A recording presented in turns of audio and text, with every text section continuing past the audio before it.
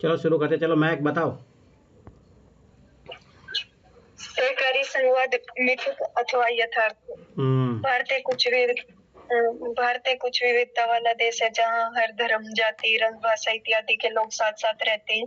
वह इसके साथ साथ भौगोलिक विषमता भी यहाँ देखने को मिलती है। अतः भारतीय उपमहाद्वीप का शासन चलाना कोई आसान कार्य नहीं है। इस समस्या के समाधान के लिए संविधान सभा के लोगों ने सहकारी संवाद का मार्ग अपनाया। संवाद एक ऐसी अवधारणा है जहाँ केंद्र व राज्य साथ साथ एक दूसरे के साथ मिलकर कार्य करते हैं। अब प्रश्न है कि सहकारी संवाद संविधान निर्माण से लेकर अभी तक की यात्रा में कितना मिथक व यथार्थ साबित हुआ। कुछ विद्वानों का मानना है कि भारत ने केवल नाम का सहकारी संवाद अपना रखा और कुछ का मानना है कि भारत वास्तव में एक संवाद राज्य है। किंतु किसी भी निष्कर्ष पर पहुंचने से पहले हमें उसका विश्लेषण करना अति आवश्यक हो सकता है। अब हम कुछ ऐसे उदाहरण लेते हैं जो भारतीय संवाद को पूर्ण मिथक साबित करते हैं। वे निम्न है। जैसे सबसे अधिक विवाद आर्टिकल 356 के तहत राज्यों में लागू होने वाले राष्ट्रपति शासन पर उठता है। कई बार ऐसी स्थिति अपनी जब केंद्र व राज्य में भिन्न भिन्न दल की सरकार हो और कुछ ऐसी स्थिति बनी जिससे आर्टिकल 356 लागू करना आवश्यक हो गया, जिससे सहकारी संवाद पर प्रश्न खड़ा हो गया। जैसे प्रधानमंत्री इंदिरा गांधी के समय में 50 बार इसका प्रयोग किया गया, जिसके तहत यह माना गया कि प्रधानमंत्री इंदिरा गांधी ने आर्टिकल 356 का गलत प्रयोग करके सहकारी संवाद को झूठा साबित किया है। फिर एक अन्य प्रश्न राज्यपाल की भूमिका को लेकर काफी विवाद बना रहता है। जब केंद्र व राज्य में अलग अलग दल की सरकार होती है तब राज्यपाल के पद पर यह आरोप लगाया जाता है कि उसने केंद्र के प्रतिनिधि होने पर अधिक बल दिया है। तो जिसके कारण भारतीय संवाद पर प्रश्न खड़ा उठता है। सर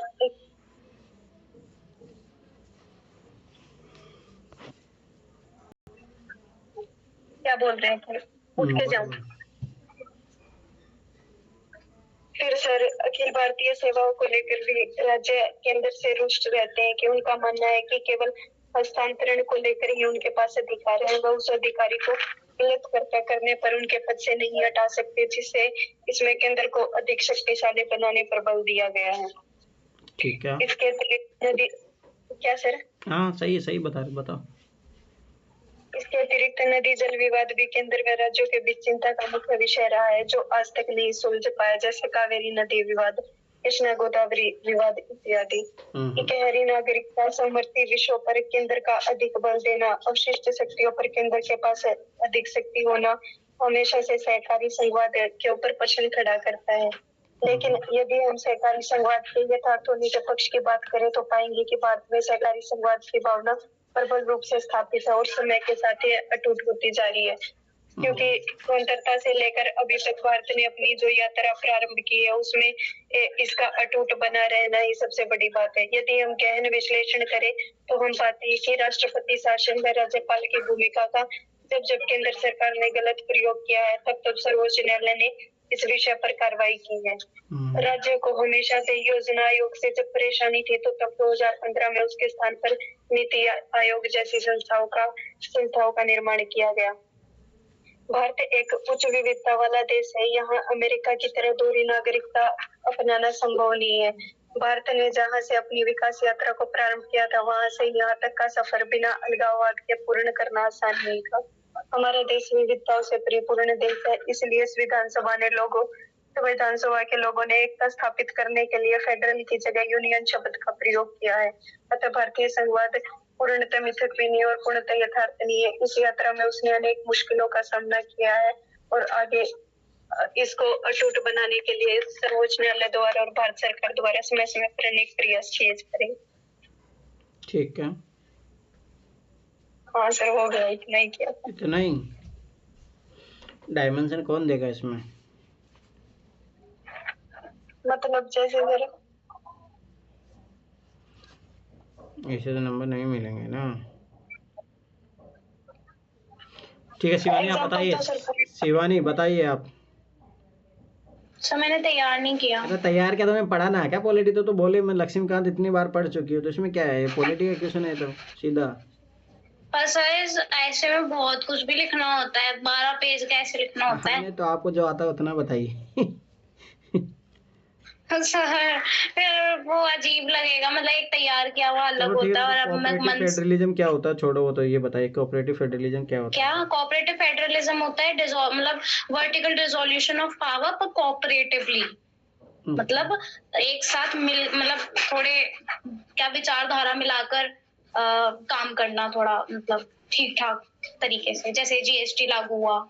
और इसका ये मिथ इसका ये भी है कि ये जो तमिलनाडु रीजनलिज्म वगैरह की बातें करता है, यहाँ पे कोऑपरेटिव फेडरलिज्म हमारा नहीं दिखता है। जब डिसोल्यूशन ऑफ फाइनेंस कमीशन जब वो करता है dissolution of what funds and all, तब कोऑपरेटिव फेडरलिज्म का हमारे को मिथ दिखता है।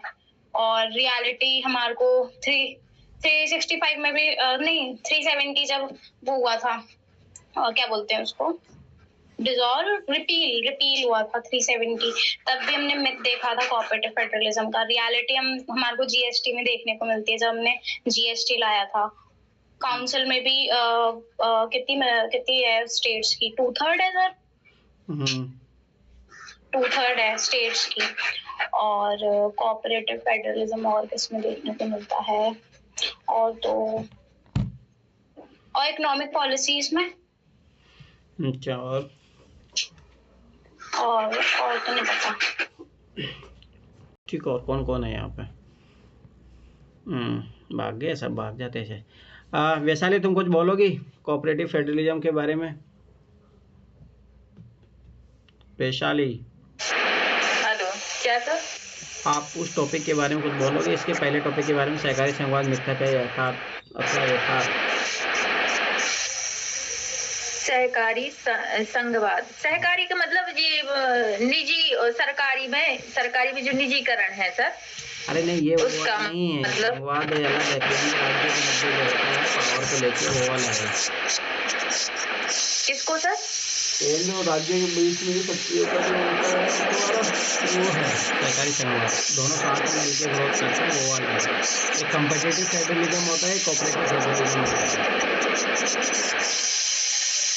अच्छा, इसमें सर सरकारी और मतलब केंद्रीय और राज्य करके दोनों। केंद्रीय सहकारी संघवाद विवेक क्या लिखा, ये मिथक अथवा यथार्थ।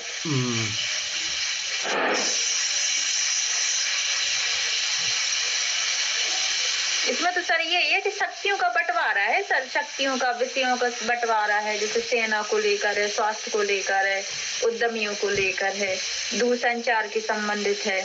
जो मतलब मजबूत पक्ष है जो अंतर्राष्ट्रीय और राष्ट्रीय मतलब सुरक्षा को लेके हैं, वो केंद्र के विषय हैं। और जो मतलब राज्य हैं वो राष्ट्रीय, लेकिन इसमें भी दोनों के बीच कह सकते हैं कि शक्तियों को लेकर एक दूसरे में संघर्ष है, केंद्र की और राज्य के बीच। कोई नहीं बेटा, तैयारी जो केंद्र के विषय जो चाहता है कि राज्य को मिल जाए, तो कुछ विषय ऐसे हैं जो सर के केंद्र के पास है, राज्य को शक्तियां नहीं मिल पाती उसमें। ठीक है वैशाली, पढ़ के आइए, ऐसे काम नहीं चलेगा, आप कुछ भी बोल रही है सर। लेकिन ये चीज है नहीं है सर, आप खुद बताओ, केंद्र और राज्य के बीच शक्तियों को लेकर वो नहीं है, वो नहीं है यार, क्या नाम है, कोई नहीं, आप आगे पावर को लेकर। कल 2015 का पढ़ के आइए, ठीक है? चलो सना, कुछ बताओगे तुम? हाँ बताओ सर। सहकारी संघवाद मिथक अथवा यथार्थ, तो सर जैसे महक ने बताया, मिथक वाले ज्यादा बताए ना सर महक ने। अच्छा, तो यथार्थ क्या है वो बता दो आप। हाँ सर, वो वही मैं जहाँ तक मैंने समझा है, सर आप बताना मैं सही बता रही हूँ कि नहीं। जो सहकारी संघवाद सर, यथार्थ ये है कि जो संघ है सर, वो कोऑपरेट करता है स्टेट के साथ में, जो स्टेट को छूट देता है सर, रूल्स। राज्य वैशाली क्या हो गया? हम ये कह रहे हैं कि नौकरी नहीं तो नेतागिरी सही।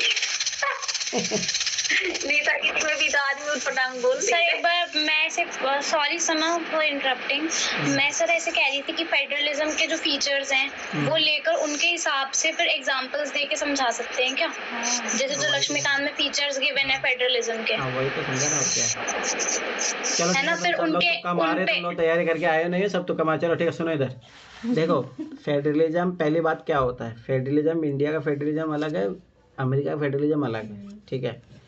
इंडिया में देखोगे तो फेडरलिज्म क्या है कि सेंटर से पावर डिजोल्व होके, मतलब यह मान लो पावर दी जाती है राज्य को, ठीक है। पर कुछ जैसे राज्यों की कुछ पावर जो है संविधान में मेंशन है, जैसे राज्य सूची देखते हैं अपन, ठीक है, कि संघ सूची देखते हैं, ठीक है, समवर्ती सूची है, ठीक है। तो एक तो वो तरीका होता है, परंतु अमेरिका में ऐसा नहीं है।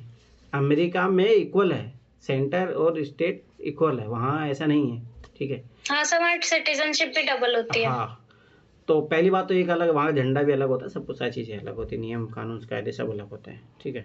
सर पता है वहाँ पे कितना अच्छा है कि एक स्टेट में क्राइम कर दिया तो उसकी सजा अलग होगी, अगर दूसरी स्टेट में क्राइम कर दिया तो उसकी सजा अलग हाँ, होगी, तो तो अलग हो अलग सकता है अलग मतलब। अलग रूल वो सब है ना, ठीक है। तो फेडरलिज्म ये चीज़ है, ठीक है।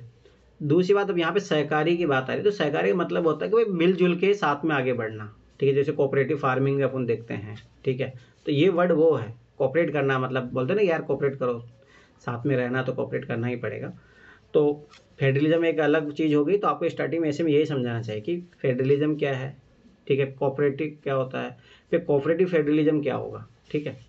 तो इसका तो आदर्श क्या होता है, मिथ का मतलब कि जो अपन ने सोचा था आर्टिकल 263 जो है, ठीक है, ऐसे जो बनाए गए हैं, ठीक है, बहुत सारी संस्थाएं जो बनाई गई है, क्या वो सच में काम कर रही है। तो सबसे बेस्ट एग्जांपल अपन पहला लेते हैं राज्यपाल का, ठीक है। राज्यपाल कोऑपरेटिव फेडरलिज्म के लिए ही बना है वो, ताकि केंद्र और राज्य में समन्वय बना रहे। परंतु क्या वो बात सही है? नहीं। जो बोला जाता है कि राज्यपाल तो किसका काम कर रहा है, केंद्र सरकार का बोलते हैं कि तोता जो भी है XYZ है, तो वहाँ पे अपने लगता है कि नहीं वो सहकारी संघवाद को लेकर काम नहीं करता, वो केंद्रीकरण की प्रवृत्ति को बढ़ावा देता है, ठीक है, पहला।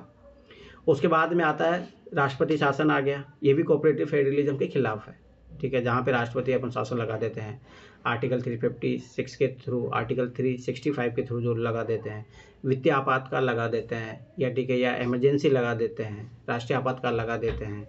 तो ये सब क्या है, कोऑपरेटिव फेडरलिज्म खिलाफ है ना, यहाँ पे सेंटर की पूरी पावर आ जाती है, ठीक है। तो ये चीज़ें जो खराब करती है। फिर अगली जो चीज़ आती है, अपन देखते हैं ब्यूरोक्रेसी में। ब्यूरोक्रेसी में जो ब्यूरोक्रेसी का स्ट्रक्चर जो अपनाया था वो कोऑपरेटिव फेडरलिज्म के, भाई यहाँ से जो अपॉइंट कौन कर रहा है, UPSC कर रहा है, फिर ये राज्यों में जाते हैं, वहाँ काम करते हैं, वहाँ से अनुभव लेके फिर सेंटर में आते हैं, फिर जाते हैं, ऐसे करते हैं। हाँ सही, कोलकाता में इशू था इस चीज का। हाँ, ये हर जगह ही है, ठीक है।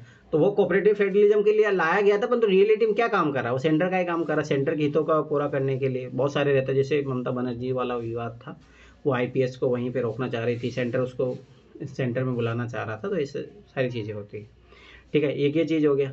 दूसरी बात आती है फिर टैक्स को लेके जो बात होती है, GST, चलो ठीक है, कोऑपरेटिव फेडरलिज्म है कि अच्छा एग्जांपल बोल सकते हैं, पर तो उसमें भी दिक्कत है, ठीक है। सेंट्रल चाह रहा है कि पेट्रोलियम जो है इधर सेंट्रल उसमें आ जाना चाहिए GST में, पर राज्य चाह रहे नहीं आए, ठीक है। तो ये भी एक थोड़ा डायलेमा बना। लिकर भी सर, लिकर भी। हाँ, लिकर, ये सारी चीज़ें 4-5 आइटम है जो नहीं है उसमें, ठीक है। तो सेंटर चाह रहा है कि उसमें आ जाए, पर राज्य चाह रहे हैं कि उसमें नहीं आए, ठीक है। तो ये एक वहाँ पे एक दिक्कत है, ठीक है। उसके बाद में जो प्रॉब्लम आती है एग्रीकल्चर लिस्ट वाली बात आती है। एग्रीकल्चर में जैसे जो 3 फार्म लॉज बने थे, उसमें दिक्कत यही थी ना, क्योंकि अगर देखोगे तो एग्रीकल्चर स्टेट लिस्ट में है, परंतु कुछ कुछ जैसे उसमें कानून बनाना, ये सब सारी चीज़ें कोई सेंटर में है, कोई कंकरेंट लिस्ट में है, तो उसके कारण भी विवाद होते रहते हैं। तो ये भी एक विवाद का विषय है, ठीक है। फिर तीसरा आता है CBI वाला। CBI भी तो कोऑपरेटिव फेडरलिज्म के खिलाफ है। वहाँ पे सेंटर अपना क्या करता है, हर राज्य में CBI भेज देता है, ED भेज देता है, ठीक है। तो वो भी एक वो है, ठीक है। अब अगर आप देखोगे 1 नेशन 1 इलेक्शन, जो भी कोऑपरेटिव फेडरलिज्म के खिलाफ है, अगर आप एक माइन्यूट लेवल पे जाके देखोगे तो वो भी खिलाफ है एक तरीके से। तो ऐसे करके आपको ये बताने पड़ेंगे, मिथक है, कोऑपरेटिव फेडरलिज्म अपना तो लिया भारत ने, परंतु रियलिटी में ऐसा नहीं देखते हैं अपन। परंतु अपन ने कुछ रियलिटी एग्जांपल बता देने पड़ेंगे। तो अपन जैसे इसमें आएगा, जैसे आपदा के टाइम होता है, कोई डिजास्टर आ गया है, तो वहाँ पे सेंटर स्टेट दोनों मिलके काम करते हैं, ठीक है। इकोनॉमिक डेवलपमेंट की बात आती है, मान लो कि फॉरेन से अपने को इन्वेस्टमेंट लेना है, वहाँ पे केंद्र और राज्य की ज़रूरत होती है, ठीक है, वहाँ पे सहयोग की ज़रूरत पड़ती है।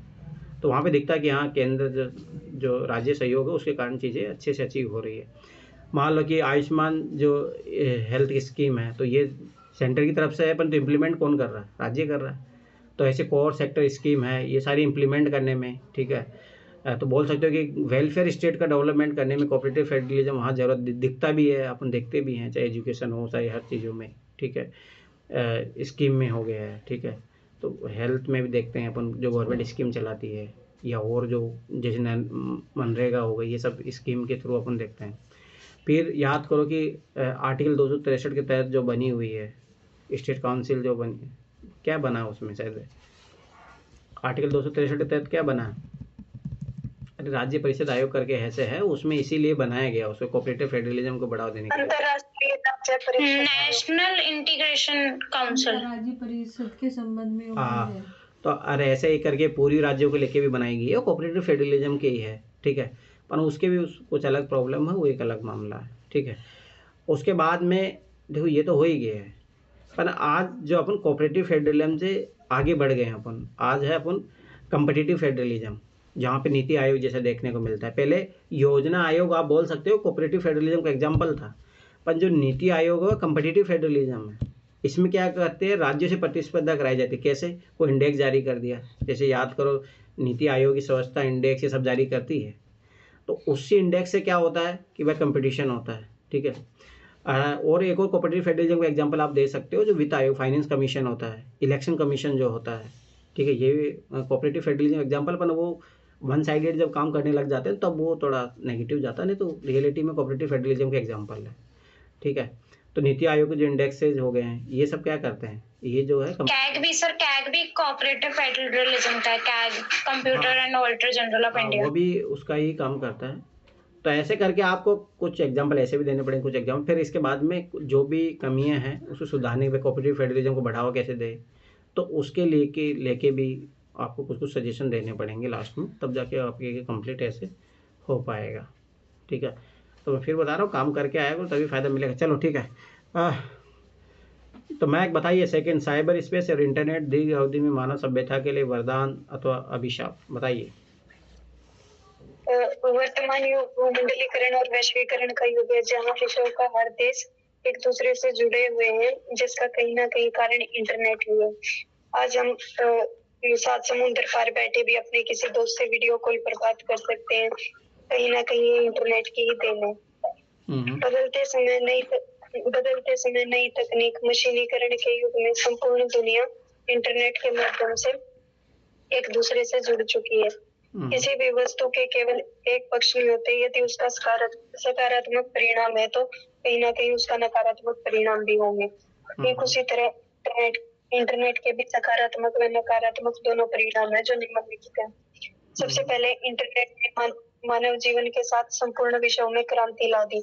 इंटरनेट ने मनुष्य के हर जीवन में हर क्षेत्र के साथ कोई ना कोई क्रांति लाने में महत्वपूर्ण भूमिका निभाई है। जैसे सबसे पहले अगर हम प्रशासनिक कार्यों को देखें, प्रशासनिक जीवन में देखें, तो इंटरनेट ने प्रशासनिक कार्यों में सरलता लाने के लिए अपनी महत्वपूर्ण भूमिका निभाई है। इसने प्रशासनिक क्षेत्र में अनेक सुधार किए हैं। जैसे इंटरनेट के माध्यम से कार्य में देरी होना, लालफीताशाही, भ्रष्टाचार आदि चीजों में बहुत हद तक कमी आई है। पहले जो चीजें थी वो डिटेल में नहीं मिलती थी, किंतु वर्तमान समय में चीजें हैं वो निष्पक्षता व पारदर्शिता से हमें मिलती है। एक बार चीजें ऑनलाइन माध्यम में सबमिट होने के बाद हम उसको कभी कितने भी साल का डाटा हो निकाल सकते हैं। तो इंटरनेट ने पारदर्शिता लाने में अपनी महत्वपूर्ण भूमिका निभाई है। उसी तरह शिक्षा के क्षेत्र में अपनी एक महत्वपूर्ण भूमिका निभाई है। आज हर कोर्स ऑनलाइन मोड में उपलब्ध है, जैसे गांव में बैठा बच्चा कम दाम में उससे पढ़ता है। स्मार्ट क्लासेस के माध्यम से बच्चों को प्रैक्टिकली चीजों सीखने में काफी हद तक मदद मिलती है। पहले वाले समय में चीजें स्मार्ट क्लासेस नहीं होती थी, जिसके कारण सिर्फ जो शिक्षक वो बच्चों को सीधा बता सकता था, लेकिन वर्तमान समय में चीजों को प्रैक्टिकली बोर्ड पे दिखा के बच्चों को वो ज्यादा चीजें उसके ऊपर ज्यादा इम्पैक्ट पड़ती है, जिससे उसे सीखने में मदद मिलती है। उसी तरह सूचना के क्षेत्र में इंटरनेट ने क्रांति लाने में अपनी महत्वपूर्ण भूमिका निभाई है। आज वर्तमान में सूचना के अधिकार मिलने के साथ साथ अगर कोई भी व्यक्ति किसी भी विषय पर सूचना चाहता है तो उसे उस विषय में हर तरह की चीजें उपलब्ध है। चैट जीपीटी के माध्यम से किसी भी विषय के बारे में गहनता से हम जान सकते हैं। उसी तरह आर्थिक क्षेत्र में भी इंटरनेट ने मदद की है, जिससे विश्व भर के जो बाजार है वो आसानी से एक दूसरे से जुड़े हुए हैं। इसी तरह इंटरनेट ने सामाजिक व्यवस्था में काफी परिवर्तन लाने में सहायक रही। आज का समाज केवल गांव या शहर की समस्या तक सिमट कर नहीं रहा, अपितु वह देश विदेश की सभ्यता व संस्कृति को समझ रहा है। जैसे वर्तमान समय में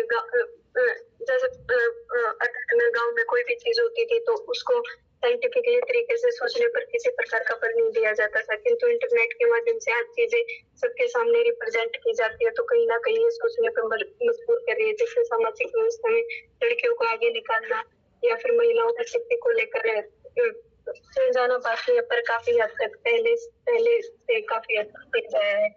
इंटरनेट मानव सभ्यता के इतिहास की एक बड़ी उपलब्धि है, किंतु इसके कुछ नकारात्मक परिणाम भी रहे हैं। जैसे इंटरनेट के माध्यम से व्यक्ति में आलस व निर्भरता का शिकार हो गया है। जैसे इंटरनेट ने जिस तीव्रता से समाज पर अपना प्रभाव छोड़ा है, उसी तीव्रता के साथ उसने आलस और निर्भरता पर भी अपना बल दिया है। जैसे जो भी काम है इंसान अब स्वयं नहीं करता, वो इंटरनेट के माध्यम से करता है। फॉर एग्जाम्पल अलेक्सा के आने के बाद इंसान इतना आलसी हो गया है कि सिर्फ उसको कमांड देता है, जिससे वो उसके ऑर्डर फॉलो करके इससे मनुष्य शारीरिक और मानसिक रूप से पंगु बनकर रह गया है। इंटरनेट पर घंटों बैठे रहने से और अत्यधिक निर्भर हो जाने से व्यक्ति में मानसिक डिसऑर्डर का शिकार बनता जा रहा है, जिससे उसकी याददाश्त कमजोर होने और इत्यादि समस्याओं को उसको सामना करना पड़ रहा है। पोर्नोग्राफी, गेमिंग, चैटिंग इत्यादि भी इंटरनेट के नकारात्मक परिणाम के रूप में देखे जा सकते हैं। एडिक्शन की वजह से मनुष्य जो है वो मानसिक परेशानी अनुभव करता है, जिससे उसे सुसाइडल थॉट्स इत्यादि आते हैं। इसके अलावा इंटरनेट के जरिए साइबर अपराधों की संख्या में भी लगातार वृद्धि हो रही है। इंटरनेट पर निजता के हनन की समस्या इतनी गंभीर होती जा रही है, जिससे सूचनाओं के भ्रमजाल को आसानी से फैलाया जा सकता है। आजकल hacking, cyber bullying, fishing, farming आदि की वजह से लोग परेशान हैं, जिससे जो भी इंसान इन चीजों का शिकार होता है वो भावुक होकर फिर गलत कदम उठाता है, जिससे आत्महत्या के केस इत्यादि से बढ़ते जा रहे हैं। आजकल फोटो एडिटिंग के माध्यम से किसी का भी फोटो किसी के साथ जोड़ दिया जाता है, उनके नाम पर लोगों के साथ काफी मजाक किए जाते हैं, जिससे सांप्रदायिक दंगे फैलते हैं और फिर लोग उन गलत तरीके से वीडियो और फोटो एडिटिंग का साथ लेकर भड़काऊ संदेश फैलाते हैं, जिससे समाज में फिर सांप्रदायिकता बढ़ती है। इंटरनेट का प्रयोग राजनीति में अनेक राजनेता करते हैं, जिससे वो अपना एक आर्टिफिशियल माहौल तैयार करते हैं, जिससे कोई भी इमेज को बढ़ाना या निकृष्ट दिखाना सामान्य हो गया है, जिससे वो मीडिया को इकट्ठा करते हैं और अपनी वाहवाही लूटते हैं और दूसरे दल को नीचा दिखाते हैं और गलत तरीके से वोट बैंकिंग की राजनीति करते हैं। उसी तरह इंटरनेट के माध्यम से जो आतंकवादी हैं या उग्रवादी हैं वो अपनी भर्ती और भड़काऊ भाषणों का प्रयोग करके लोगों को उकसाते हैं, जिससे अलगाववाद की समस्या बढ़ रही है। और इंटरनेट के माध्यम से ब्रेन वॉश इस तरह से लोगों को करते हैं, जिससे जो आपराधिक घटना है वो दिन प्रतिदिन बढ़ती जा रही है।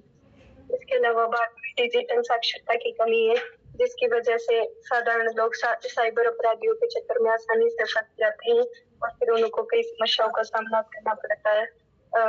और अनजाने कॉल पर वो अपनी डेटा वगैरह शेयर कर देते, कोई भी ओटीपी आता उसे बता देते, जिससे फिर वो आगे जाके बड़ी समस्या में फंस जाते हैं। तो इसका निष्कर्ष ऐसे लिखा है सर कि आने वाले दिनों में इंटरनेट क्रांति की अपनी 5वीं पीढ़ी में प्रवेश कर चुका है। ऐसा जरूरी है कि इंटरनेट आधारित समस्याएं लगातार बढ़ती जा रही है, तो इनके समाधान ढूंढना पड़ेगा, क्योंकि वर्तमान जो युग है वो इंटरनेट का युग है, इसके बिना जीवन की कल्पना करना संभव नहीं है। इसीलिए आने वाले समय में इंटरनेट ऑफ थिंग्स का है, इसलिए इसकी समस्याओं को ढूंढकर हमें इंटरनेट को सुरक्षित और भरोसेमंद बनाने के लिए निरंतर प्रयास करने होंगे, वरना अपराधों की संख्या निरंतर बढ़ती जाएगी और ये एक अभिशाप बन जाएगा। ठीक है, हो गया।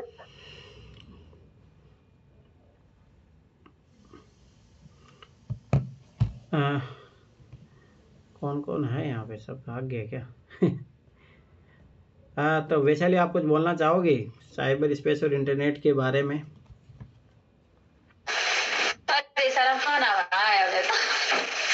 चलो ठीक है, ठीक है, हेलो। ठीक है। हाँ ठीक है, कोई नहीं, खाना बनाएंगे, ठीक है। चलो ठीक है, देखो मैं तूने सही बताया, ठीक है, पर पॉजिटिव भी डालना ऐसे नहीं है, ठीक है। देखो पहली बात तो साइबर स्पेस एक अलग चीज़ है, इंटरनेट एक अलग चीज़ है। तुमने इंटरनेट पे बोला, साइबर स्पेस पे नहीं बोला।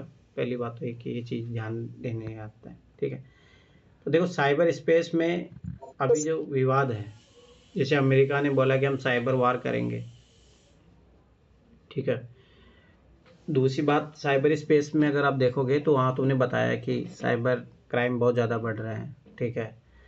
तो वो सारी चीज़ें प्रॉब्लम है, जैसे अभी डिजिटल अरेस्ट वाले जैसी चीज़ें चल रही है, ठीक है। तो ये सब सारी चीज़ें क्यों हो रही है? इंटरनेट ही नहीं होता, सोचो पहले के ज़माने में लोग पैसे कहाँ रखते थे, घर पे रखते थे, पर आजकल साइबर क्राइम होने के कारण, ठीक है, फाइनेंशियल फ्रॉड होने लग गए हैं, ठीक है। तुमने बताया कि फ़ोटो एडिटिंग ये सारी चीज़ें जो है, ठीक है, पोर्नोग्राफी, ये सारी चीज़ें जो है नेगेटिव इम्पैक्ट में अगर अपन देखेंगे तो वो सारी चीज़ें हैं, ठीक है। तो इसके यूपीएससी ने क्वेश्चन पूछा भी है, मेंस में भी क्वेश्चन आया हुआ, तो इम्पोर्टेंट है। तो पहली बात तो साइबर स्पेस और इंटरनेट दीर्घ अवधि में मानव सभ्यता के लिए वरदान अथवा अभिशाप। लॉन्ग टाइम में क्या होगा, ये अभी आपसे अभी का नहीं पूछ रहा है भाई, आगे जाके क्या होगा, मानव सभ्यता के लिए वरदान होगा तथा अभिशाप। तो आपको ये बताना पड़ेगा भाई वरदान कैसे हैं और अभिशाप कैसे हैं। तो वरदान तो भाई सब ऐसी बात है कि सोचो जब इंटरनेट नहीं था तो लोग कैसे थे, ओनली उनकी वैचारिक जो क्षमताएं थी वो भी सीमित थी, गांव तक सीमित थी, ठीक है। पर आज अपन पूरे वर्ल्ड को जान पा रहे हैं, ठीक है। एक छोटा बच्चा भी आज पूरा, नहीं तो सोचो कल्पना भी नहीं कर सकते थे। तो स्वाभाविक सी बात, मानव सभ्यता के लिए तो बहुत बड़ा एक वरदान है एक तरीके से देखा जाए तो ये। परंतु एजुकेशन के सेक्टर में देख लो, ठीक है, कितना इसका यूजफुल है, टेक्नोलॉजी में देख लो, मेडिकल साइंस में देख लो, हर जगह यूज है इसका। इंटरनेट के बिना तो तुम क्या ही कर पाओगे। एडमिनिस्ट्रेशन में देख लो आप, ठीक है, प्रशासन में सुशासन की बात आती है तो इंटरनेट के बिना कैसे पॉसिबल है। डिजिटल भारत क्यों चला रहे हैं अपन, ठीक है, पॉसिबल ही नहीं है उसके बिना। सुशासन हो गया, नागरिक केंद्रीय शासन की बात करेंगे तो इंटरनेट बिना वो संभव ही नहीं है। आज अपन ऑनलाइन जैसे डायरेक्ट बेनिफिट ट्रांसफ़र, ठीक है, ऐसी स्कीम चला पा रहे हो, कैसे चला पा रहे हैं, इंटरनेट के द्वारा। प्रधानमंत्री किसान सम्मान निधि योजना आज जा रही है, कैसे जा रही है, इंटरनेट के कारण ही जा रही है। ऑनलाइन भुगतान जो सारी चीज़ें हैं उसके कारण जा रही है। प्रधानमंत्री वो वाले आई थी ना, पीएम जनधन योजना करके, वो कैसे पॉसिबल हो पाए, सब इंटरनेट के कारण है। खाते खुले, सारी चीज़ें हुई। दूसरी दिक्कत, मतलब पहले तो पॉजिटिव बताओ कि कैसे वरदान है। महिलाओं के लिए सोचो, जिन महिलाओं को चार दीवारी से बाहर नहीं, आज वो इंटरनेट के कारण पूरी दुनिया को जान पा रही है। उनके विचार जो है फेमिनिस्ट जैसे आंदोलन, जो नारीवादी आंदोलन हुए, उनमें एक बहुत बड़ी इंटरनेट, जैसे मीटू कैंपेन हो गया। तो नारी मुक्ति के आंदोलन के लिए भी ज़रूरी है इंटरनेट, अपने विचार व्यक्त करने के लिए ट्विटर पे, ठीक है। जैसे आजकल ट्विटर पे कोई भी चीज़ ट्रेंड कर दो, अगर किसी का शोषण हो रहा क्या है, तो एक ग्लोबल मूवमेंट बन जाता है, ठीक है। इंटरनेट पे सोशल मीडिया, ये सारी चीज़ें आएगी विचार व्यक्त करने के लिए, ये सारी चीज़ें रहेगी, ठीक। ग्रामीण विकास को लेके अगर देख लो, ठीक है, आज किसी का करप्शन का वीडियो बना के डाल दो इंटरनेट पे, सबको चीज़ें वायरल हो जाएगी। प्रशासन आएगा, जॉब देता आएगी, इससे ट्रांसपेरेंसी आएगी, पारदर्शिता आएगी। तो मानव सभ्यता के, अब देखो मानव सभ्यता की बात हो रही है, मतलब ह्यूमन सिविलाइजेशन के लिए, मतलब किसी एक व्यक्ति के लिए बेनिफिट की होने की बात नहीं है यहाँ पे, सबके लिए बेनिफिट होने की बात है, ठीक है। तो ये सारी चीज़ें आएगी इंटरनेट से, ठीक है। तो इसका हल पर वही है, नैतिकता पे प्रहार होगा, वैल्यू सिस्टम चेंज होगी। ये भी देखना पड़ेगा कि पहले समाज के मूल्य थे, लगता था उनको समाज ही अच्छा है, पर जब पता लगा कि अपन तो पितृसत्तात्मक समाज है, नारीवादी समाज होता है, मतलब, ठीक है, तो मातृसत्तात्मक समाज भी होता है, तो धीरे धीरे वो भी चीज़ें पता लगी, तो उससे भी बहुत सारी समस्याओं का समाधान हुआ, ठीक है। पर कुछ चीज़ें फ़ायदेमंद भी रही, जैसे पेटेंट का राइट इंटरनेट के कारण मिला। जैसे पेटेंट होता है, मतलब कहीं की चाय को फेमस हो गई है, इंटरनेट के कारण बहुत सारी अपनी प्रतिभाएं निखार के आ जाती है। तो अल्टीमेटली फिर आपको जो महक ने बताया कि इसके नेगेटिव है, साइबर क्राइम, ये सारी चीज़ें हो रही है, ठीक है, पोर्नोग्राफी हो रही है, एडिटिंग के द्वारा किसी की सामाजिक छवि को दुष्प्रभावित करने का प्रयास किया जा रहा है, ठीक है। इंटरनेट के कारण अभी बच्चों में बहुत सारी बीमारियाँ, डिप्रेशन, ठीक है, सुसाइड, ये सारी चीज़ें भी बढ़ रही है, क्योंकि इंटरनेट के ज़्यादा यूज़ करने से वो सामाजिक संबंधों से कट जाता है व्यक्ति, ठीक है। उसके कारण बहुत सारी डिप्रेशन, मोटापा, ऐसी बीमारियों को बढ़ावा मिल रहा है। साइबर स्पेस के कारण नई नई चुनौतियाँ आ रही है, ठीक है। तो वो सारी चीज़ें भी आप लिखोगे ही साथ में, पर तो हमेशा ट्राई ये करना कि इसको मतलब चैलेंजेस बताने हैं आपको कि भाई हाँ है, ये कमियां हैं, और इसके समाधान के लिए जो सरकार प्रयास कर रही है, सर्टीन अपन लाए हैं, ठीक है। जैसे चाइना में एक बॉल बेयरिंग करके लाया है, बहुत सारी साइबर स्पेस जो है इस पर कंट्रोल करने के लिए, ठीक है। कुछ अंतर्राष्ट्रीय लेवल पे कानून बने हैं, ठीक है। बुडापेस्ट कन्वेंशन सारी इसी से रिलेटेड है। ऐसे करके आप लिखोगे, ठीक है, तो बाद में आखिर में आप लिखोगे ठीक है, संबंधों में खुलापन आ गया है, इसके कारण ये भी सही है। तो वो सारी चीज़ें हैं, परंतु अगर मानव सभ्यता के लिए टोटलिटी में देखा जाए तो एक वरदान ही है। तो हाँ, कुछ अभिशाप के कारण है, तो उसका अगर ये समस्या को समाधान अपन अपनाएंगे तो उससे अपन उसको ख़त्म कर सकते हैं। पर ये बहुत अच्छा टॉपिक है। पीटी मेंस यहाँ से क्वेश्चन पूछे भी गए, और मेंस में फिर बता रहा हूँ इम्पोर्टेंट टॉपिक है, मेंस में वापस रिपीट हो सकता है। चलो ठीक है, मैं बताइए, भारत में लगभग रोजगार विहीन समृद्धि आर्थिक सुधार की विसंगति या परिणाम बताइए। यह माना जाता है कि यदि किसी देश की आर्थिक विकास दर उच्च है तो वहाँ पे रोजगार के अवसर भी निरंतर वृद्धि होगी, पर भारत के संबंध में ऐसा नहीं है। इसके पीछे अनेक कारण उत्तरदायी है। इसका हमें विश्लेषण करने पर हम इन कारणों को समझ सकते हैं। जैसे भारत में क्या था कि भारतीय कृषि आधारित अर्थव्यवस्था थी सबसे पहले, लेकिन 1991 में जब भारत में नई आर्थिक नीति लाई गई, उसमें उदारीकरण, निजीकरण और वैश्वीकरण के जो तहत थे ना, वो लाइसेंस राज जो है वो समाप्त कर दिया गया था।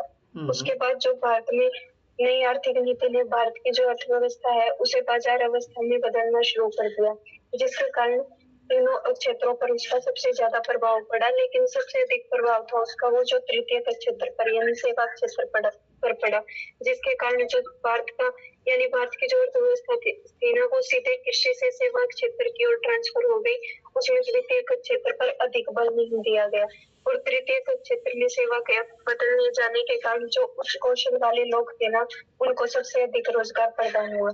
और भारत की जनसंख्या उस समय पे भारत की जनसंख्या थी वो तब भी ज्यादा थी, और भारत में जो शिक्षा की दर थी वो बहुत कम थी, यानी जो जिनके पास हाईयर स्किल थी वो लोग बहुत कम थे, जिसके कारण उन लोगों को तो रोजगार प्राप्त हो गया, लेकिन उन लोगों को रोजगार प्राप्त नहीं हुआ।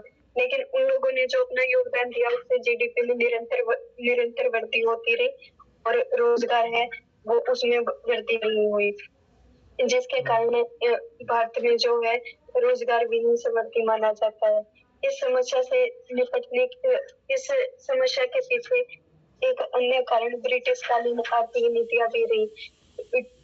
नीतियां भी रही। आजादी के समय से पहले जो ब्रिटेन वाले थे वो भारत में केवल कच्चे माल का आयात करते थे, और जो तैयार माल था उसको अधिक दामों पर यहाँ पर बल देते थे, जिसके कारण यहाँ सिर्फ प्राथमिक क्षेत्र यानी खेती का जो ढांचा है वो मजबूत हुआ। द्वितीय क्षेत्र वहीं से कमजोर होता आया गया, और उस कमजोरी को नई आर्थिक नीति ने और बढ़ा दिया। लेकिन भारतीय सरकार ने इस समस्या से निपटने के लिए एमएसएमई उद्योगों को बढ़ावा दिया, लेकिन उसकी तुलनात्मक रूप से कम लागत में अधिक रोजगार और लाभ देने वाले सिद्ध हुए। परंतु एमएसएमई व्यवस्था में मौजूद अनेक अवरोधों के कारण रोजगार सृजन और लाभ अर्जन की अपनी पूरी क्षमता का वो दोहन नहीं कर पाए।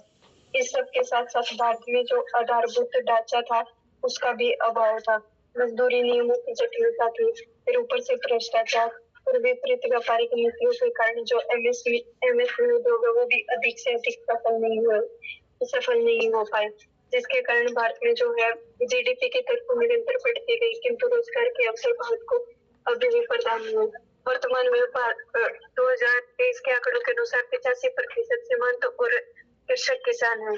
उसमें जो सबसे अधिक प्रचलन बेरोजगारी का आज एक स्वरूप कृषि में भी है, यानी भारत में जितने मजदूरों की जरूरत है उससे अधिक मजदूर लगे हुए, जिससे उत्पादन पर तो कोई इफेक्ट पड़ नहीं रहा, लेकिन वो निरंतर प्रचलन बेरोजगारी को बढ़ाते हुए जा रहे हैं।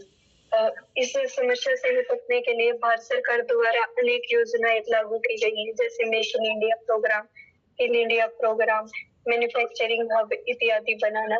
पर इसके अतिरिक्त प्रधानमंत्री कौशल विकास योजना के साथ साथ नई राष्ट्रीय कौशल और उद्यम विकास नीति भी तैयार की गई, जिसके कारण उच्च लक्ष्य उच्च गुणवत्ता पर भी फोकस किया गया और साथ में रोजगार की निरंतर बढ़ती हो, इन सारी चीजों पर भी फोकस किया गया, जिससे देश में कौशल का बेहतर विकास हो और दुनिया भर में जो चुनौती है उनका सामना आसानी से किया जाए। लेकिन भारत में शिक्षा की कमी, टेक्नोलॉजी का अभाव होने के कारण लोग निरंतर पिछड़ते हुए जा रहे हैं, इसलिए अपनी रोजी रोटी के कारण वो कम मजदूरी में भी सेटिस्फाई होते जा रहे हैं। अभी ध्यान देने की बात यह है कि भारत में जो गृहिणी है उनके श्रम को राष्ट्रीय आय में भी शामिल नहीं किया जाता। फलस्वरूप जो वर्ष भर कार्य करते रहते हैं वे भी रोजगार विहीन श्रेणी में आती हैं, जिससे भारत में जीडीपी की दर तो बढ़ती है किंतु रोजगार की दर में वृद्धि नहीं होती।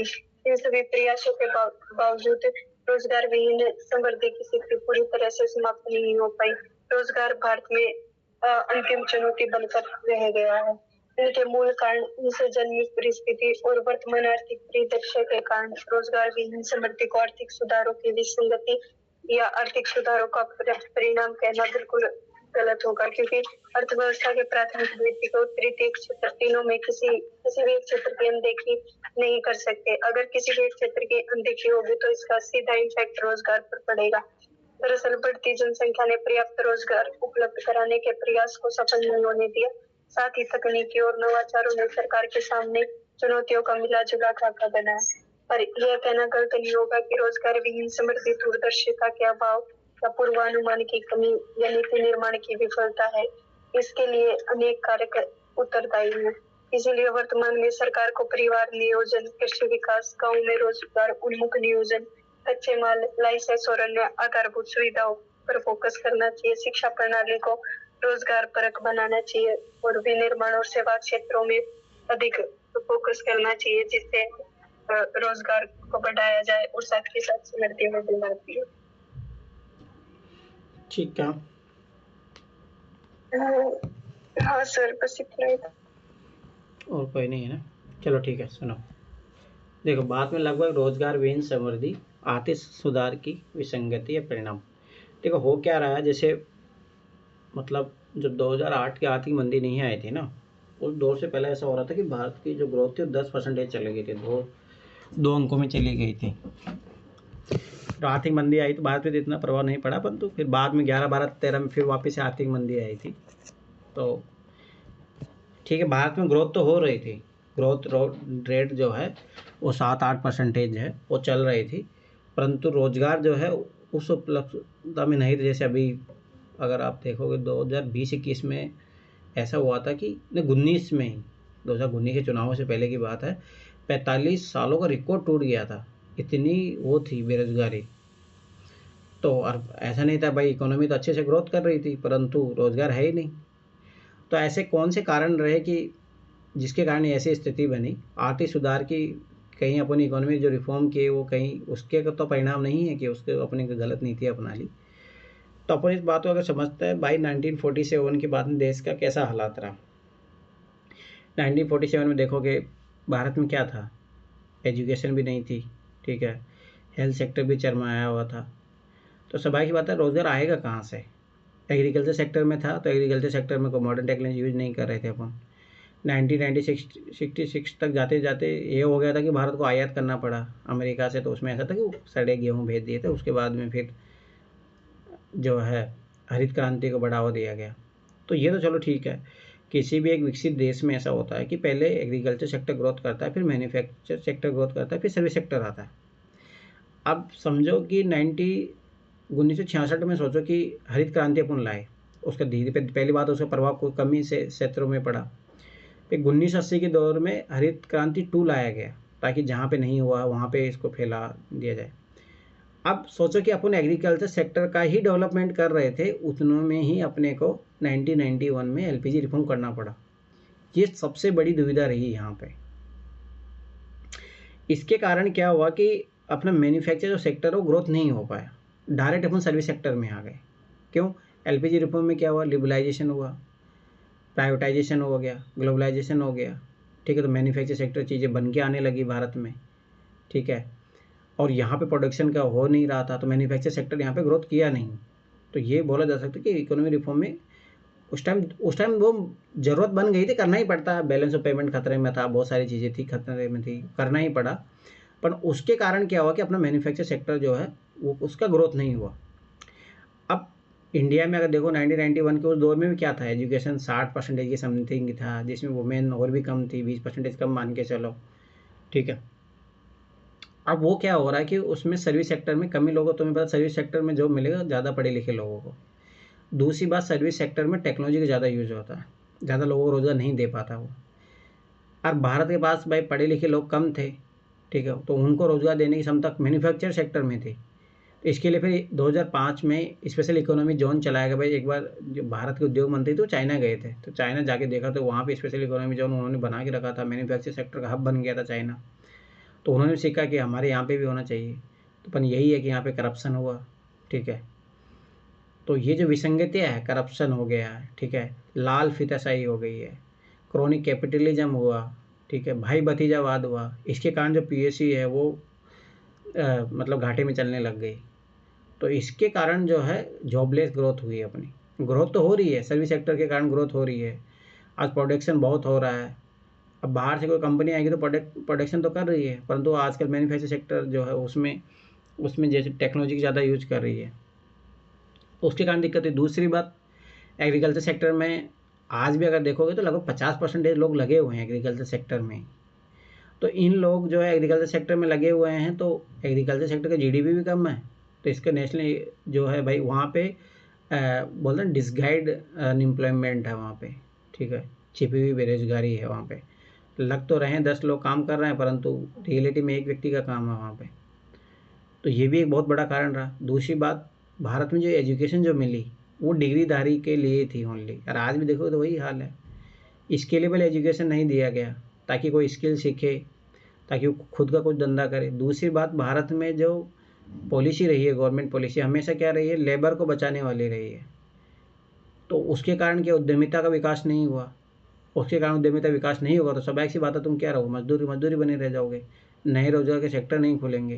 जैसे सोचो अपने भारत में कभी ऐसे इनोवेशन नहीं हुए कि फ्लिपकार्ट जैसी चीज़ों पर कोई दूसरी बड़ी कंपनी खरीद ले लेती है, फेसबुक, यूट्यूब, ऐसी कोई बड़ी बड़ी चीज़ें नहीं हुई है ना। तो जो रोज़गार क्रिएट कर सके, तो वो एंटरप्रेन्योर जब बनेंगे तभी तो आएंगी ये सारी चीज़ें।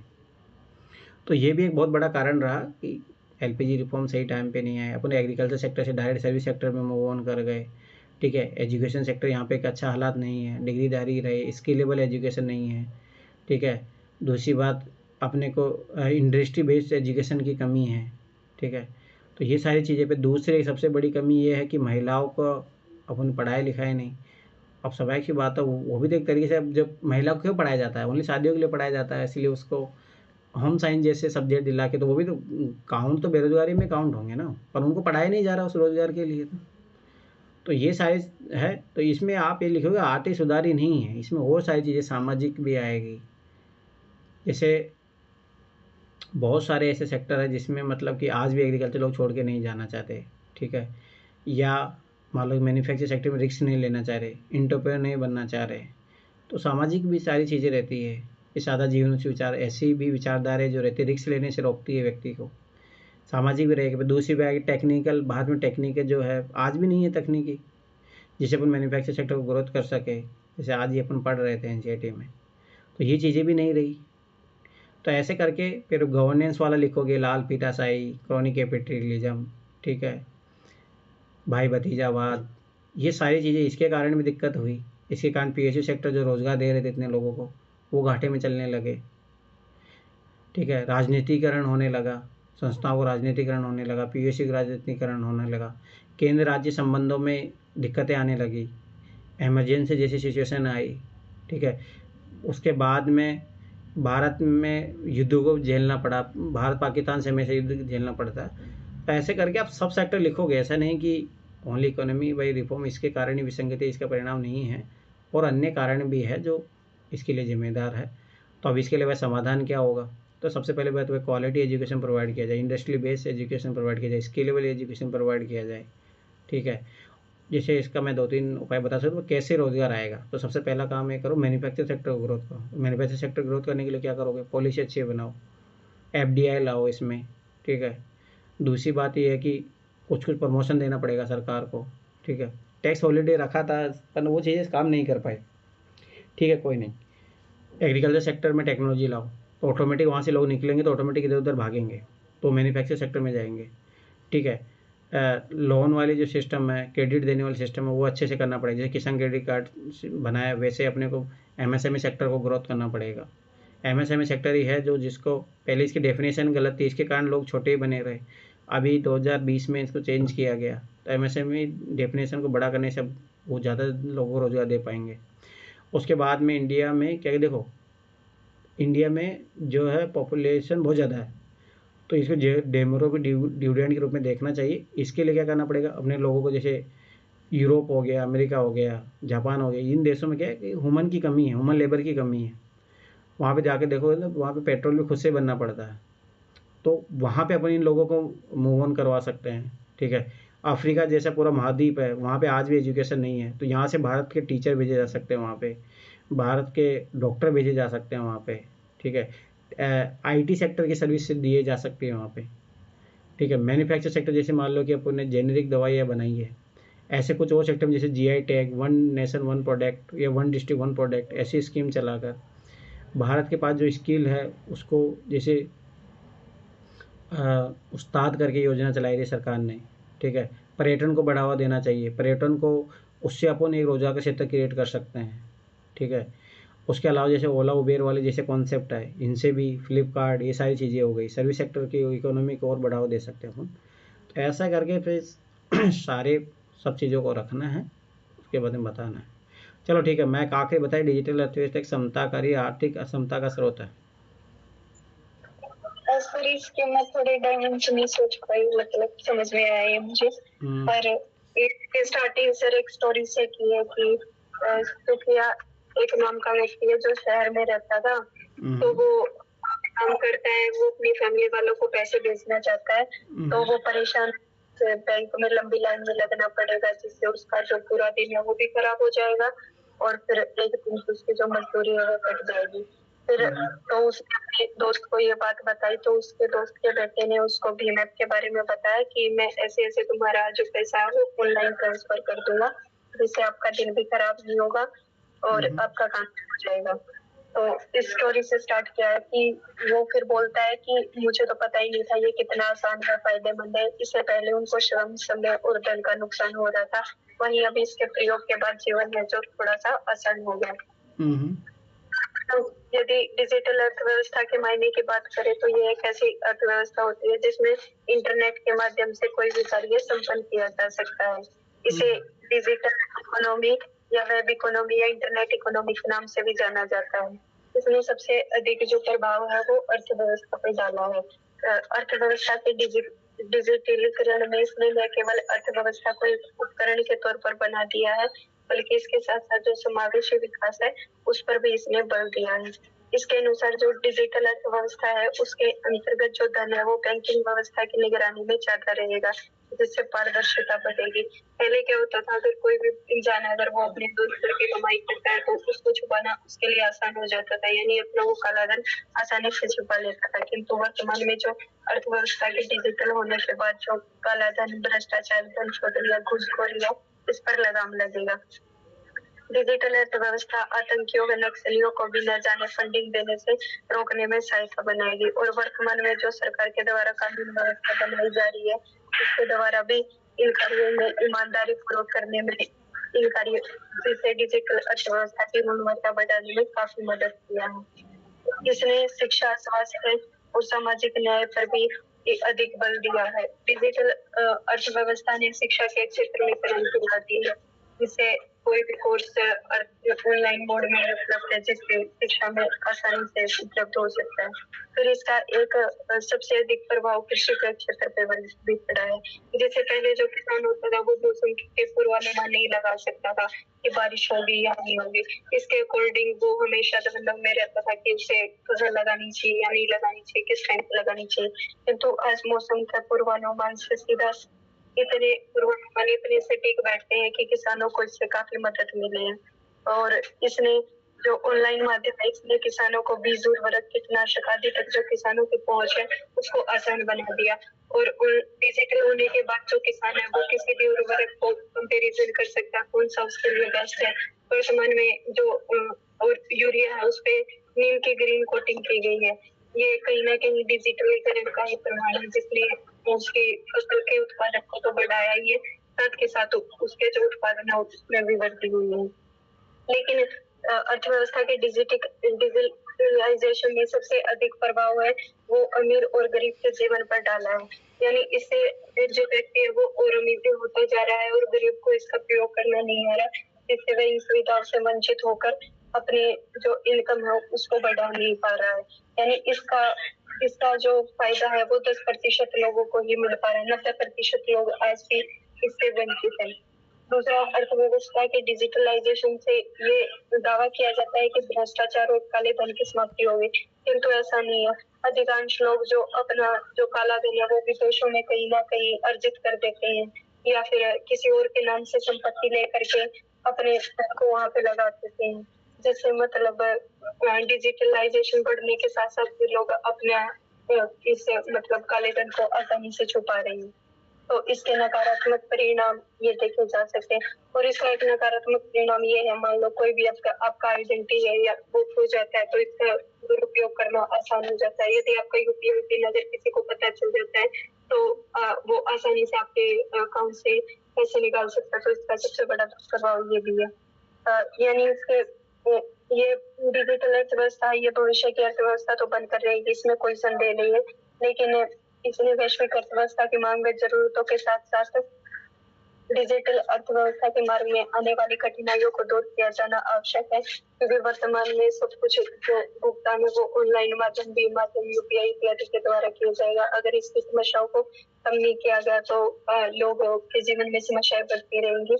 इसलिए इसको एक सुरक्षित माध्यम बनाना होगा। लोगों को इसके बारे में जागरूक और इसके बारे में शिक्षा देनी आवश्यक है। ठीक है, अमित, तो कुछ बोलोगे? सर आज मैं नहीं बोल पाऊंगा, इसका मैं कल बोलूंगा सर मैं।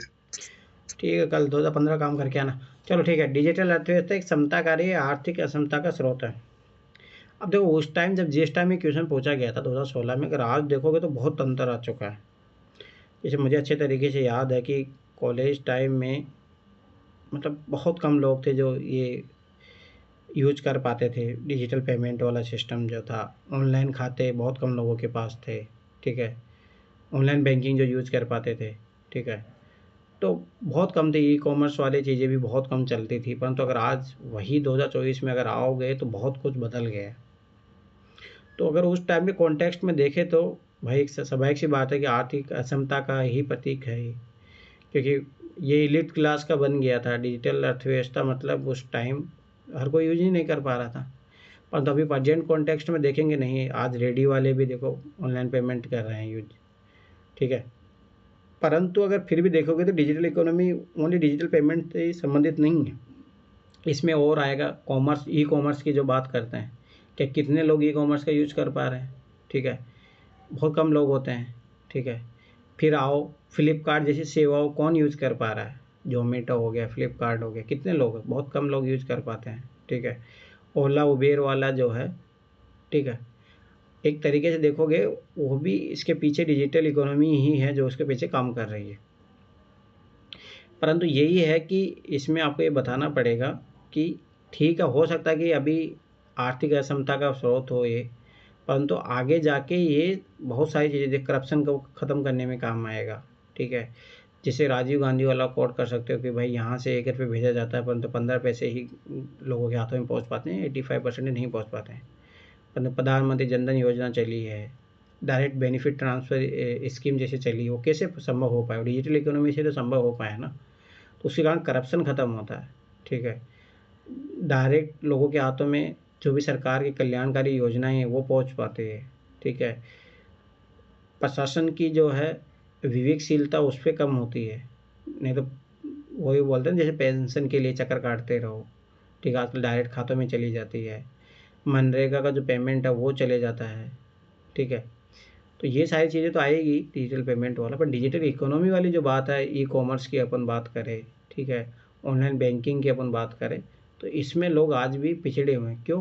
वो डिजिटल एजुकेशन नहीं है लोगों के पास। जब डिजिटल एजुकेशन ही नहीं होगी तो स्वाभाविक सी बात है कि वो जो डिजिटल इकोनॉमी है उसका फ़ायदा उठा ही नहीं पाएंगे। तो ये समताकारी तो है और बन सकती है, परंतु इसके लिए प्रयास करने पड़ेंगे, नहीं तो ये आर्थिक असमता का कारण रहेगी, स्वाभाविक सी बात है। तो इसके लिए लिटरेसी मतलब नॉर्मल एजुकेशन के साथ डिजिटल लिटरेसी भी चाहिए, तब जाके इसके लिए बेहतर अपन प्रयोग कर पाएंगे। तो फिर आप समावेशन के कुछ कुछ पारू बताओगे कि कैसे ये फ़ायदेमंद, मतलब कैसे इसको बनाया जा सकता है कि समावेशित हो, इंक्लूसिव बने, ये डिजिटल इकोनॉमी इंक्लूसिव बने। तो वही सारी चीज़ें आएगी इसके लेके कि भाई इसको बढ़ावा देना चाहिए, ठीक है। अब लोगों को अवेयर करना चाहिए कि क्या फ़ायदे हैं इसके, क्या नुकसान हैं, कैसे, जैसे भाई मान लो साइबर फ्रॉड भी होते हैं, लोग इसीलिए भी डरते हैं। तो वो सारी चीज़ें से भी बचने के लिए अपने को इसका अवेयरनेस करना ज़रूरी है, ठीक है। तो वो सारी चीज़ें अगर आप करोगे तो जो मैक ने बताया उन सब चीज़ों को अगर ऐड करोगे, फिर इसमें गवर्नमेंट का क्या इनिशिएटिव है, गवर्नमेंट क्या किस पार्ट में लेके चल रही है। जैसे अगर आप देखोगे आजकल आर्टिकल 21 के तहत इंटरनेट भी बन गया है ना, ज़रूरी बेसिक नीड है, बन गया है। तो वैसे डिजिटल इकोनॉमी भी एक बेसिक नीड है सबके लिए। तो ऐसे करके आप बेसिक एक बहुत अच्छा खासा ऐसे लिख सकते हो।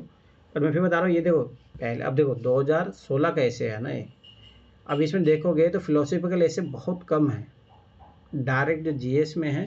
मैं फिर बता रहा हूँ यही पैटर्न यूपीएससी दे सकता है, उसका कोई भरोसा नहीं है। तो काम कर लो इन पे, देखो डायरेक्ट टॉपिक है, इसमें लिख भी नहीं पाओगे। फिलोसफिकल ऐसे में यही दिक्कत होती है, जैसे फिलोसफिकल ऐसे आप लिखना सीख जाओगे तो फिर कोई टेंशन नहीं है, कोई सब दे दे लिख लोगे। परंतु सोचोगे स्टैटिक दे दिया, अब जैसे ये देखो चारों के चारों स्टैटिक है, आप इसमें कुछ भी नहीं अपनी तरफ से जोड़ नहीं ले सकते जब तक आपके पास फैक्ट नहीं हो, ठीक है। डायमेंशन आप क्रिएट नहीं कर पा रहे हो, उसमें काउंटर नहीं कर पा रहे हो, तो कुछ ही नहीं लिख पाओगे। तो ये चीज़ रखना कि दोनों तैयार होने चाहिए आपके, तब जाके आप एक अच्छा ऐसे लिख पाओगे। चलो ठीक है, कल करके लाना 2015 वाला, और जो भी ऐसे लिखे हों कल ही चेक होंगे, शायद वो सब लोग 2015 वाले लिखे हैं, तो साथ ही साथ चेक भी होते जाएंगे, वो दोनों काम हो जाएगा। मैं तुमने एक ही ऐसे क्यों लिखा, 2 लिखना चाहिए था ना? 2015 का एक लिखा है सर। हाँ मैंने एक लिखा है सर, मैं वो इकोनॉमिक्स की क्लास पूरी कर रही हूँ ना सर, मैं इसलिए कोई नहीं, दूसरा लिख दूंगा। चलो कोई नहीं, कल लिखना है सर दूसरा। ठीक है, कोई नहीं, फिर अब आप नहीं लिखे तो मतलब नहीं है, वो एक साथ लिखना चाहिए। चलो कोई नहीं, ठीक है, एक लिख दिया वही बड़ी बात है, और तो एक लोग एक भी नहीं लिखे। चलो ठीक है, कल मिलते हैं फिर, ठीक है, बाय बाय, गुड नाइट।